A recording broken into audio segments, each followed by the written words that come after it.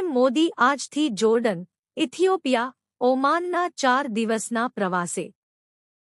Narendra Modi 15 ડિસેમ્બરથી Jordan, ઇથિયોપિયા, ઓમાનની 4 દિવસની મુલાકાતે જવાના છે.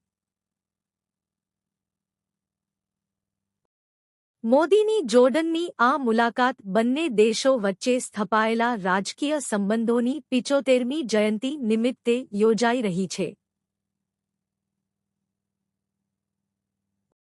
આ સહસ્રાબ્દની ભારતના વડાપ્રધાનની જોર્ડનની આ પહેલી મુલાકાત બની રહેશે. વડાપ્રધાન કિંગ અબ્દુલ્લા સેકન્ડના આમંત્રણથી જોર્ડન આવી રહ્યા છે. તેઓ 2018માં જોર્ડન આવ્યા હતા, પરંતુ તે માત્ર ટ્રાન્ઝિટ વિઝિટ હતી. ભારત-જોર્ડન રાજકીય સંબંધોની સ્થાપનાના 75મી જયંતિ નિમિત્તે યોજાનારી આ મુલાકાતનું મહત્વ ઘણું છે.